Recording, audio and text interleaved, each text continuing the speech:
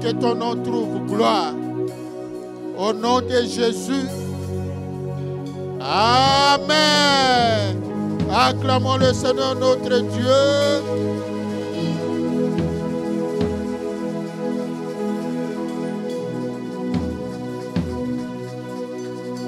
Est-ce qu'on peut encore acclamer Jésus?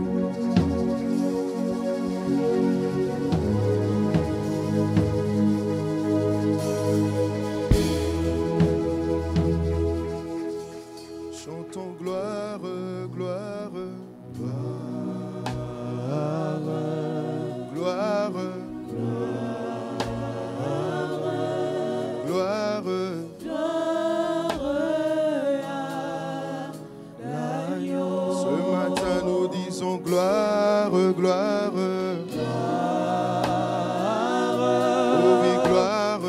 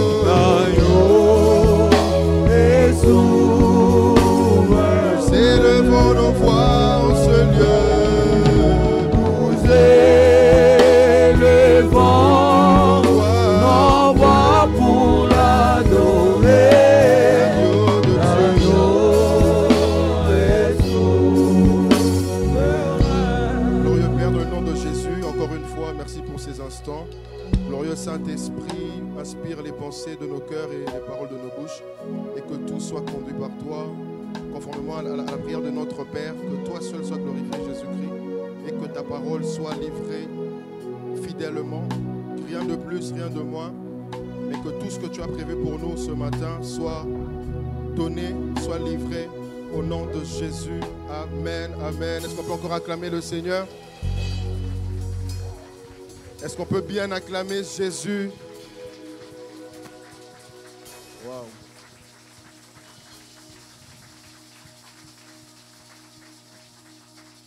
Vraiment, je rends grâce à Dieu pour cette opportunité qu'il m'accorde de me tenir là devant. C'est très bizarre d'être là devant pour prêcher. C'est la toute première fois, mais on compte sur la grâce de Dieu. Non, un dimanche. Et c'est une autre responsabilité de prêcher devant son père, ses pasteurs.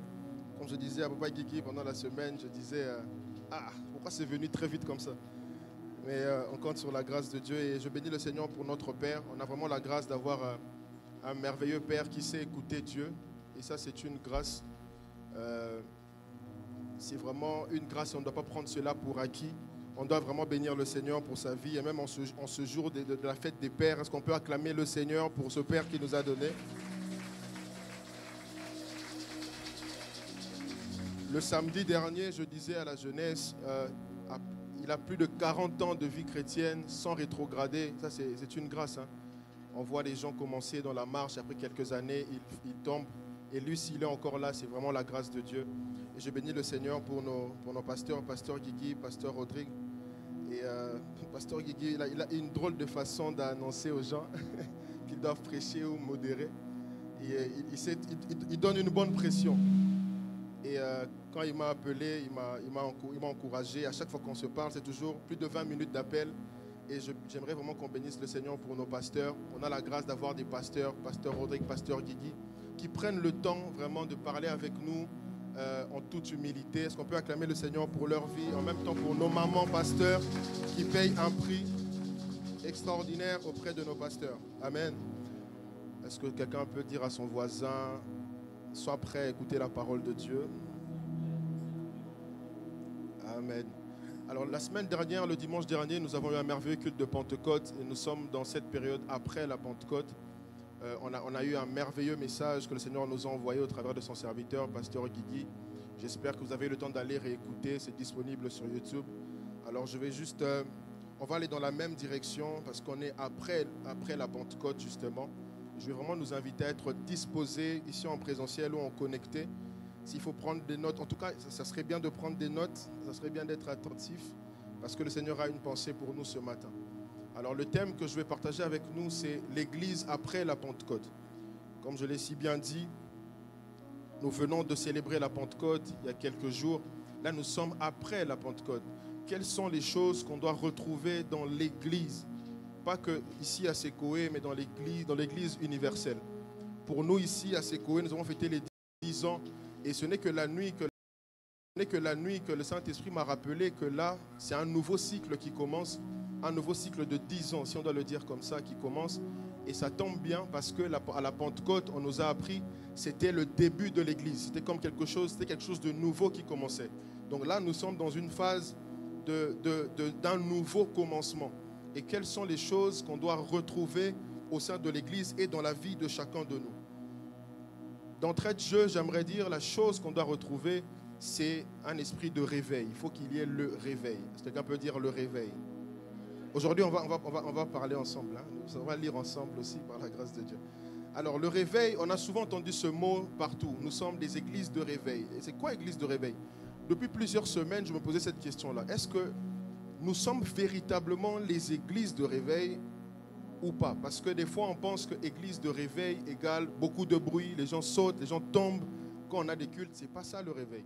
Ça peut se manifester comme ça, mais d'entrée de jeu, j'aimerais dire le réveil, c'est simplement lorsque les cœurs des enfants de Dieu reviennent à la saine doctrine, lorsque les enfants de Dieu s'alignent à la volonté de Dieu, lorsque les enfants de Dieu s'alignent au programme de Dieu, à l'agenda de Dieu. C'est ça le réveil. C'est en ce moment-là qu'on peut parler de réveil. Donc on peut venir à l'église, chanter, sauter, crier, faire tout ce qu'on peut faire sans vivre le réveil. Et lorsqu'on voit dans le livre des Actes, comme le pasteur Guigui nous l'a prêché, on voit après ça, les apôtres étaient zélés pour Dieu. Ils allaient prêcher la bonne nouvelle. On voit quelqu'un comme Pierre, quand il a prêché, 3000 âmes ont été sauvées. Ça veut dire l'une des caractéristiques à retrouver dans l'église, dans ce réveil justement, c'est le fait d'être zélé pour Dieu, de prêcher la bonne nouvelle avec audace afin que les âmes soient sauvées. C'est juste un récapitulatif de ce qu'on a vu avec le pasteur Guigui la semaine dernière. Alors, après que Pierre ait prêché, on va lire dans Actes chapitre 2, je vais nous inviter à nous lever s'il vous plaît.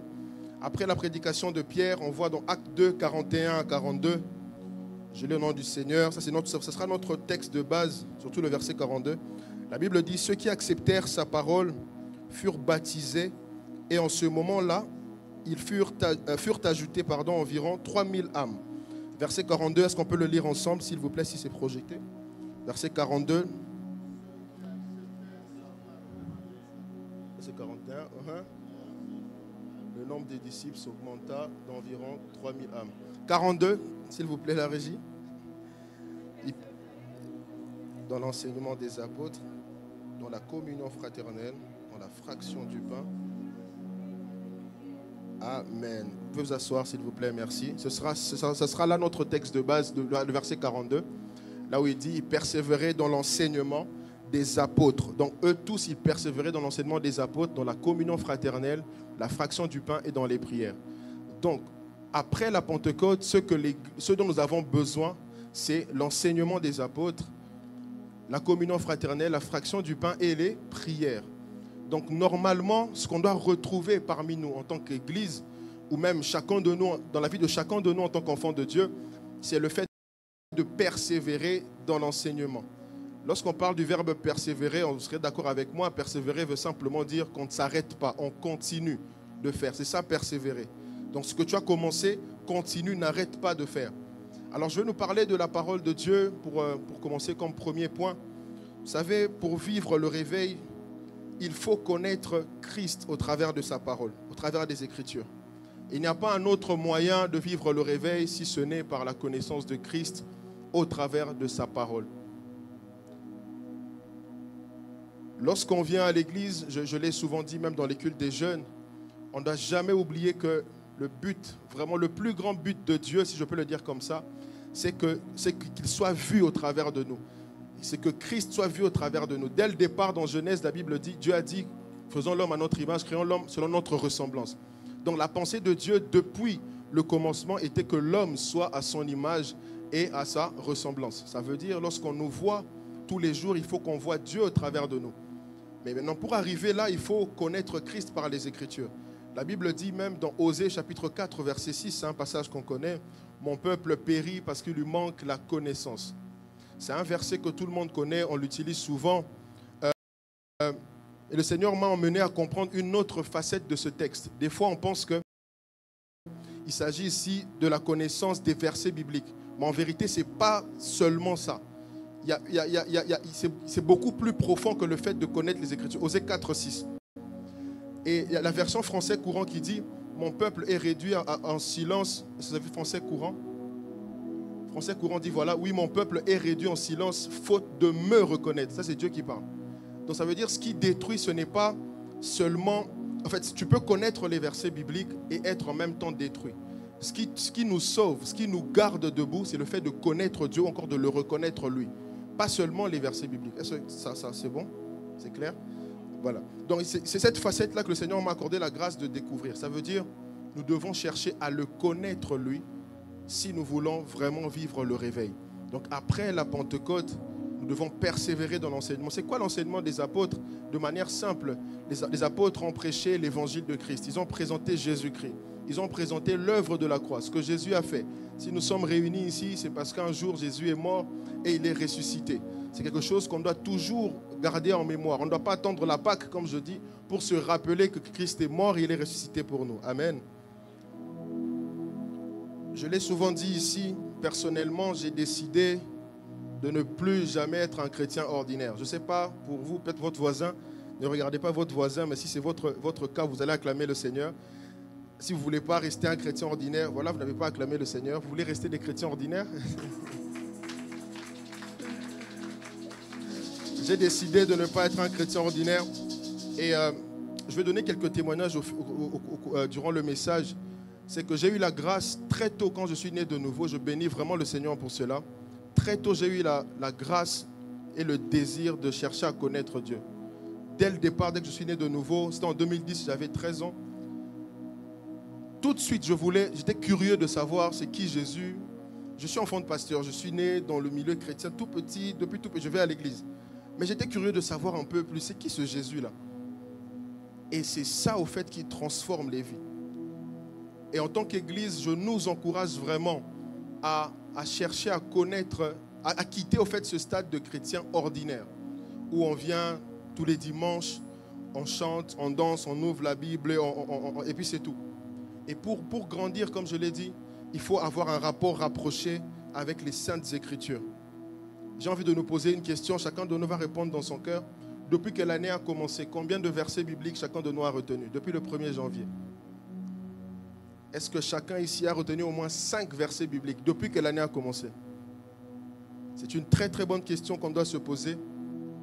Un jour même, il y a même des moments où on voit des Bibles rester à l'église. Des fois, on rigole avec les autres jeunes. On dit, bon, quand les gens oublient la Bible à l'église, ça veut dire peut-être qu'ils ne méditent pas à la maison. Peut-être qu'ils ont d'autres Bibles, on ne sait pas. Mais ça montre quelque part qu'on n'est pas très attaché, merci mon Nadège, on n'est pas très attaché aux Saintes Écritures. Alors que nous sommes dans une période, comme j'ai dit, après la Pentecôte, il y a un nouveau cycle qui commence pour nous, un nouveau cycle de 10 ans pour notre Église. On doit revenir sur ça. On a la grâce d'avoir une plateforme, l'école des disciples, tous les jeudis. Ça serait une très bonne chose que nous tous nous soyons connectés toutes les semaines. Sinon, nous allons rester ordinaires tout le temps. Après des années, on restera les mêmes chrétiens. J'ai dit tout à l'heure, depuis ma nouvelle naissance, j'ai eu la grâce de refuser d'être un chrétien ordinaire. Et je me rappelle, j'ai un témoignage aussi sur ça. Il fut un temps où, quand l'église commençait, notre papa a toujours donné ce témoignage-là. Lorsque j'apprenais le piano, il y avait une chose qui résonnait beaucoup dans ma tête. C'est que quand on était à Kinshasa, je me rappelle notre père, il a déjà eu à faire une remarque aux musiciens. Bon, il le fait ici aussi tout le temps. Donc, un jour, les musiciens étaient en plein culte. il y avait la prédication et puis ils sont partis. Et ça s'est répété dans l'église où on était. Même le pasteur qui était responsable de cette cellule, il faisait souvent cette remarque-là. Et dans l'église, j'entendais beaucoup les gens dire « Ah, les gens de la chorale, c'est les impudiques, les musiciens, c'est les escrocs, c'est des jeunes qui ne sont pas sérieux. » Et cette phrase-là, cette pensée revenait beaucoup dans ma tête. Et quand j'ai commencé à apprendre le piano, j'ai dit « Seigneur, moi, je refuse d'être juste un musicien. Je refuse d'être un pianiste, juste un pianiste. Je veux être un pianiste qui peut aussi prêcher la parole. » Et je me rappelle, Papa Guigui nous disait en 2015, ça fait 10 ans, il nous disait, il faut multiplier les dons. Ce que vous avez reçu, ne restez pas que des chantres, ne restez pas que des musiciens. Et c'est ça Dieu m'a accordé la grâce de comprendre ça très tôt. Et pour ceux qui le savent, j'évangélisais déjà sans être ancien évangéliste, juste pianiste. C'est tout simplement pour nous montrer que c'est une dimension que tout le monde peut expérimenter. Ce n'est pas que pour les pasteurs. La Bible dit dans Galates chapitre 4, verset 1, c'est un texte qui m'intrigue beaucoup. La Bible dit aussi longtemps que l'héritier, aussi longtemps que l'héritier est enfant, je dis qu'il ne diffère en rien d'un esclave, quoi qu'il soit le maître de tout. Donc ça veut dire l'héritier. L'héritier, c'est celui qui bénéficie de l'héritage. Mais la Bible dit aussi longtemps qu'il est enfant, ça veut dire aussi longtemps qu'il est encore petit. Il n'est pas différent d'un esclave ou encore d'un païen. Et vous serez d'accord avec moi qu'on le retrouve aussi parmi les enfants de Dieu. Quelqu'un qui va dire, je suis né de nouveau, ça fait 15 ans. Mais lorsque tu le regardes et tu regardes le païen, il n'y a pas de différence. Le problème, c'est quoi? C'est simplement, on n'aime pas assez les Écritures. On n'aime pas les Écritures.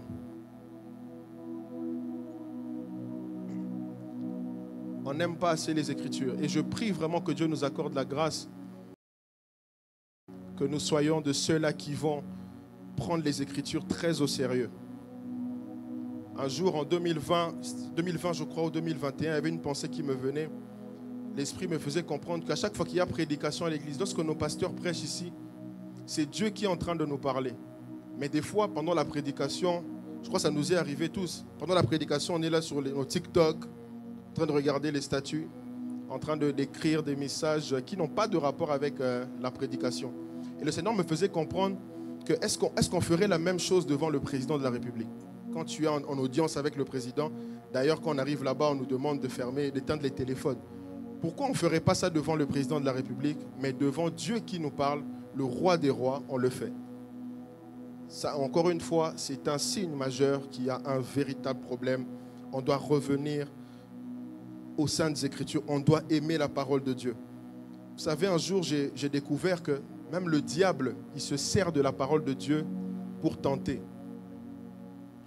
Si on retourne au début, au commencement, Dieu a parlé à Ève, mais Satan, le diable, quand il vient, le tentateur, il dit, est-ce que Dieu a réellement dit? Donc c'est comme s'il voulait montrer à Ève que lui, il avait les bonnes informations sur ce que Dieu avait dit. Et malheureusement, on sait, Ève a cédé.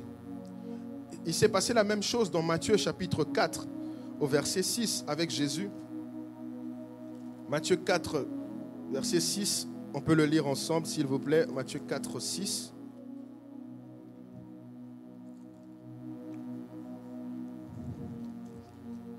Voilà. Est-ce qu'on peut le lire ensemble, s'il vous plaît? 1, 2, 3, go. Et il lui dit, si tu es fils de Dieu,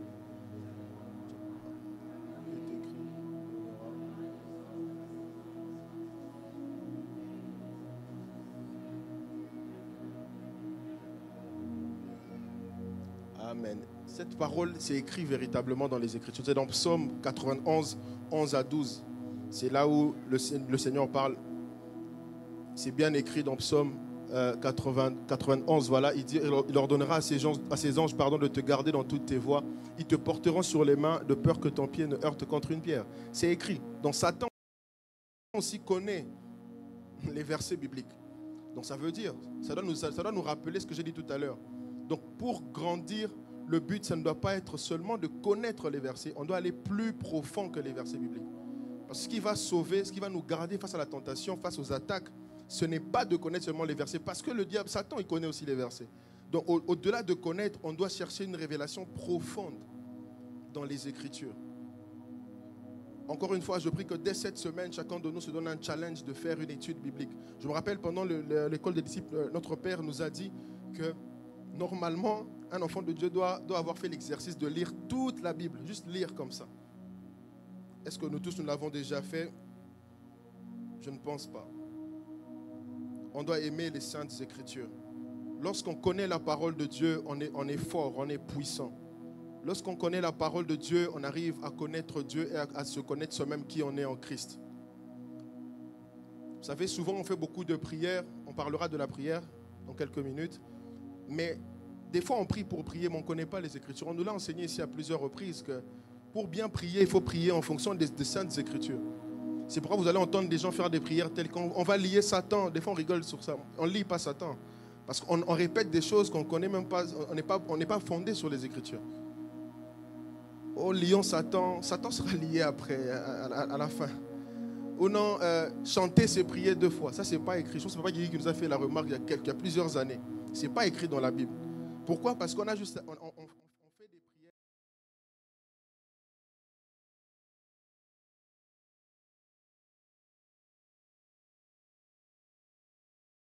prières... sur ça. On peut aller écouter sur YouTube. Mais malheureusement, nous, enfants de Dieu, nous négligeons le temple.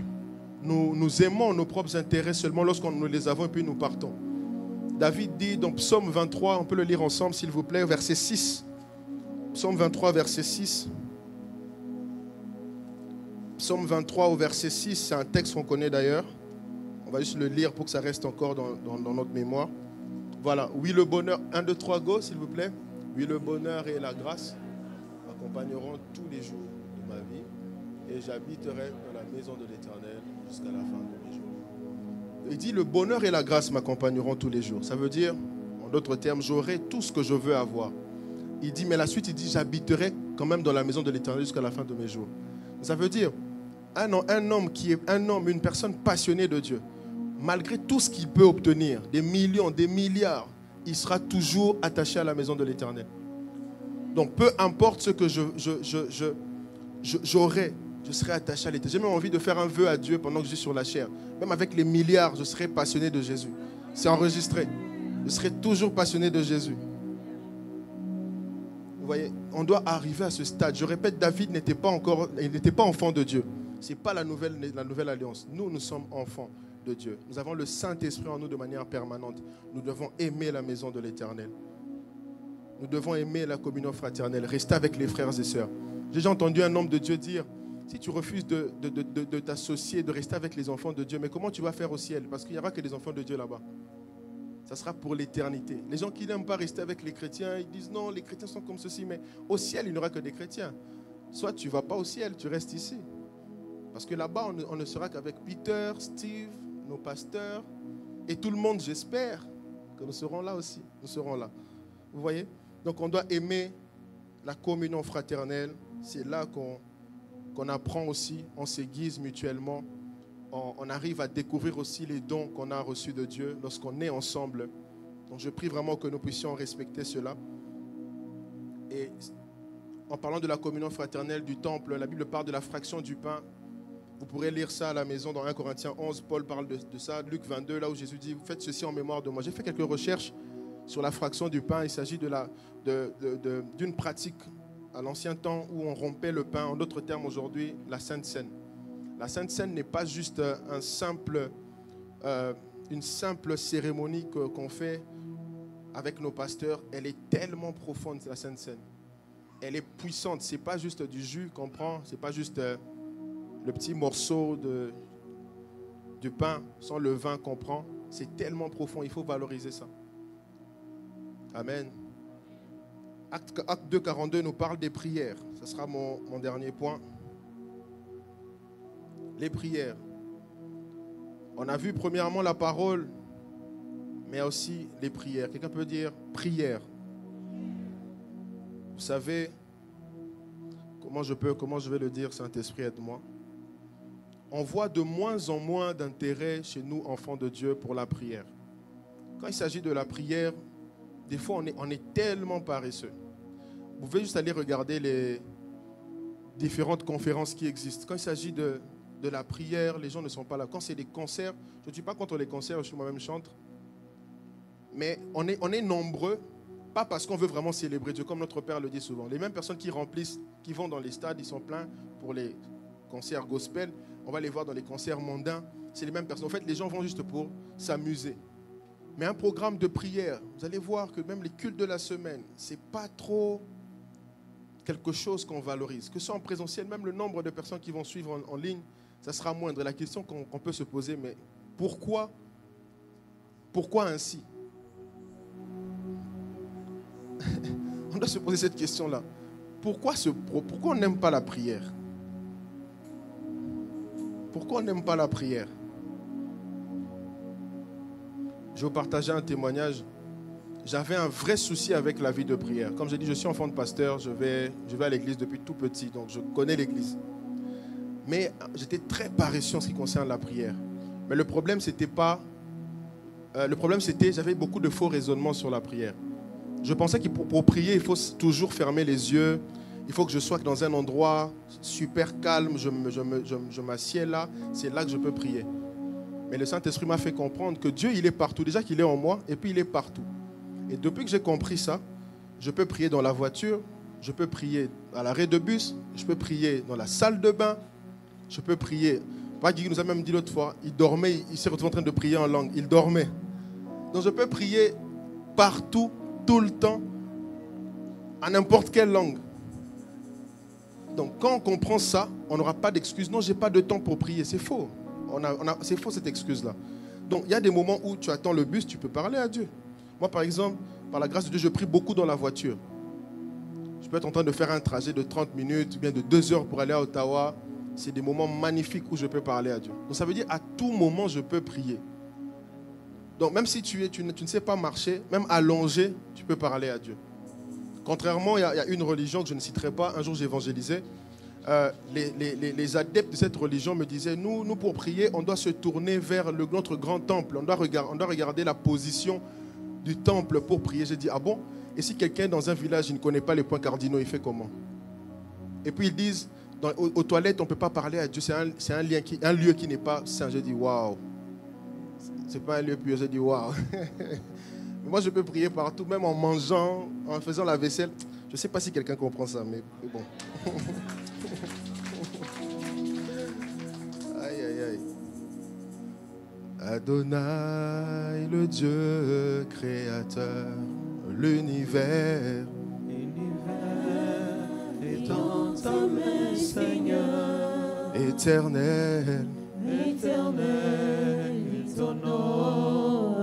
oui, Adonai, Adonai, le Dieu créateur. et l'univers Est dans ta main, Seigneur. éternel, Éternel est ton nom. Adonai. oui, nos mains sont levées, Nos mains sont levées, nous voulons t'élever, t'adorer oui, t'adorer, et célébrer.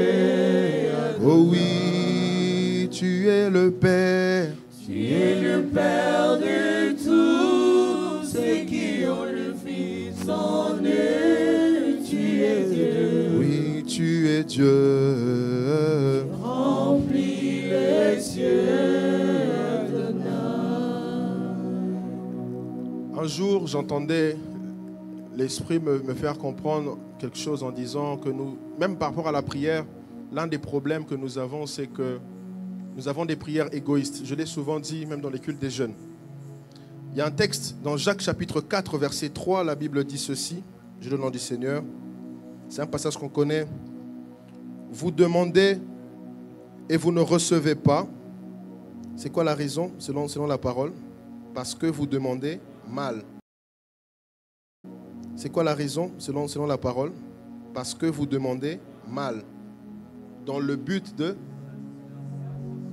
Voilà. Donc à chaque fois qu'on fait des prières uniquement dans le but de satisfaire nos passions, égale demander mal.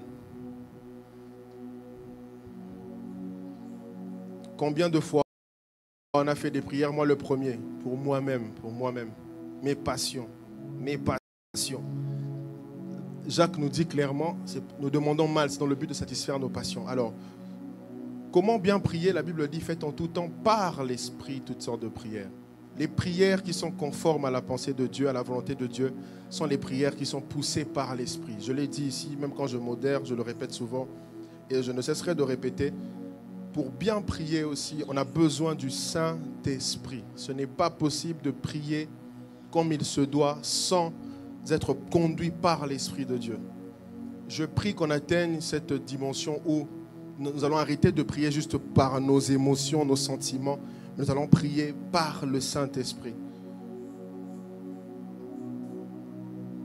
Quand on est conduit par l'Esprit, c'est très bizarre. Paul fait allusion à, comme il parle de quelqu'un qui est ivre. Quelqu'un qui est conduit par l'Esprit, il est comme quelqu'un qui est ivre. Quand on est ivre, on ne se conduit pas soi-même. On est sous l'impulsion de l'alcool. Donc quelqu'un qui est ivre, il va dans tous les sens. Et quelqu'un qui est conduit par l'Esprit aussi, c'est quelqu'un qui n'a plus le contrôle sur lui-même. Donc on peut arriver à un culte comme ça, on commence le culte, on prie jusqu'à la fin, sans même écouter la prédication. C'est possible. Quand on est conduit par l'Esprit, ça peut arriver. Les gens qui sont conduits par l'Esprit, ils ne sont pas limités à ce qu'ils ont déjà l'habitude de faire. Prions par le Saint-Esprit. Prions par le Saint-Esprit. D'où le thème, l'Église après la Pentecôte. Nous avons besoin du Saint-Esprit.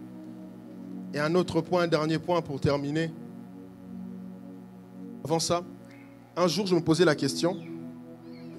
Moi je suis originaire d'un pays où on prie beaucoup. Il y a beaucoup d'églises. J'ai eu la grâce de rentrer l'année dernière, après 11 ans. Une des choses que j'ai remarqué, il y a des affiches des églises partout. Sur une avenue, il y a au moins 4 églises. Donc tout le temps, il y a des gens qui sont en train de prier. Et un jour, je me posais la question, mais pourquoi les choses ne changent pas? Les gens sont méchants, il y a la corruption. Et l'Esprit m'a donné la réponse. C'est qu'on prie beaucoup, mais on ne prie pas bien. Justement, on prie parce que vous allez voir quelqu'un aller à la montagne pendant 3 jours. Il n'a prié que pour lui, pour avoir le voyage, l'argent. Il n'a pas prié pour un cœur transformé. C'est pour ça qu'on prie beaucoup, mais il y a encore la corruption. Le problème, ce n'est pas Dieu, c'est nous. Je me posais beaucoup cette question. Je crois que tout le monde se pose cette question. Mais comment avec autant d'églises, autant de chrétiens, autant de bons prédicateurs, il y a un problème? La réponse, c'est ça. On prie pour satisfaire nos passions. Et autre chose que le Seigneur me faisait comprendre, c'est dans Matthieu chapitre 6. C'est un modèle de prière qu'on connaît tous. On peut le lire ensemble. Matthieu 6, 9 à 13. Voici donc comment vous devez prier. Notre Père qui es aux cieux, que ton nom soit sanctifié, que ton règne vienne, que ta volonté soit faite sur la terre comme au ciel. Donne-nous aujourd'hui notre pain quotidien. Comme nous pardonnons à ceux qui nous ont offensés. 13. Sans lire même, on sait déjà c'est quoi. Ne nous induis pas en tentation, mais délivre-nous du malin, car c'est à toi qu'appartiennent dans tous les siècles le règne, la puissance et la gloire. Amen. Est-ce qu'on peut acclamer le Seigneur pour cette parole? Si on revient au verset 9, vous allez voir que c'est ce que l'Esprit m'a fait comprendre par rapport à la prière. Ça commence par Dieu d'abord, ça commence par lui. Notre Père qui es aux cieux, que ton nom soit sanctifié, toujours Dieu, que ton règne vienne, que ta volonté soit faite sur la terre comme au ciel. Ça commence par Dieu, Dieu, Dieu, Dieu. Et à la fin encore, ça termine par, car c'est à toi qu'appartiennent le règne pour les siècles et les siècles. Ça veut dire, la prière, c'est d'abord, c'est Dieu en premier, c'est pas nous quand on va dans sa présence. Et lorsqu'on voit ce modèle de prière, on voit c'est une seule fois où il parle de « donne-nous notre pain quotidien ». Au début, c'est d'abord Dieu, Dieu, Dieu. Et c'est ce que le Seigneur veut pour nous en cette saison, et même pour le reste de nos années sur la terre. C'est que nous apprenions à le mettre en premier. Dans nos prières, lui. Lui d'abord. Pas nous, pas nos passions, pas les ennemis, pas Satan. Un jour, je faisais la vaisselle il y a quelques semaines. Il y a une pensée qui m'est venue comme ça. C'est comme une question. Supposons que, ça n'arrivera pas, mais supposons que Dieu nous dit, à partir d'aujourd'hui, Satan n'existe plus. Est-ce que nous allons continuer de prier? C'était une question qui a beaucoup résonné dans ma tête. J'ai partagé ça avec les autres. J'ai dit, pourquoi ça me vient comme ça? Pourquoi cette pensée-là? C'est pour dire qu'on a fait de Satan, il est tellement populaire, plus que même Jésus. Vous allez voir de lundi à dimanche, Satan, Satan. Le modèle de prière, ça parle une seule fois du malin, si je ne me trompe pas. Délivre-nous du malin. Tout le reste, c'est Dieu. Mais nous, on parle beaucoup de Satan. Ça montre qu'on est très conscient du mal de Satan que de la présence de Jésus-Christ. C'est comme quelqu'un qui est malade, mais il ne parle que de « je vais mourir ». Les médicaments sont là. La solution est là, mais tu ne parles que de problèmes. Papa Jean-Philippe, permettez-moi de citer votre nom. J'étais intrigué un jour, c'était à la fin de l'année. On n'était qu'à 2 ici avec Papa Jean-Philippe. On faisait la décoration avant les fêtes. Et on écoutait la musique ici. Et il y a un chanteur qu'on aime beaucoup, je ne citerai pas son nom. Et il chantait une chanson qu'on connaît, presque tout le monde connaît ici. Surtout ceux qui sont congolais. Et dans cette chanson, ça parlait de Satan. C'était un chant de louange. Satan, Satan, Satan. Et Papa Jean-Philippe, à la fin, on était calme. Il m'a dit, mais vous les chantres là, il faut arranger. Hein. J'ai dit, oh, papa, qu'on arrange quoi? Il m'a dit, mais comment un chant de louange, vous avez pris plus de 3 minutes, vous parlez que de Satan, Satan, Satan. Or, la louange, c'est proclamer les bienfaits de Dieu, comme notre Père nous a enseigné. Comment un chant de louange, on parle de Satan? Il est venu faire quoi là-bas? On donne trop d'importance, trop d'autorité à Satan. Arrivons à un stade où on peut prier, je vais en retraite 3 jours, je n'ai même pas parlé de Satan. J'étais là juste pour rendre grâce à Dieu. C'est vrai que le diable existe, les démons existent. Mais soyons plus conscients de Jésus-Christ que de Satan. Est-ce que quelqu'un peut acclamer le Seigneur? Soyez bénis au nom de Jésus.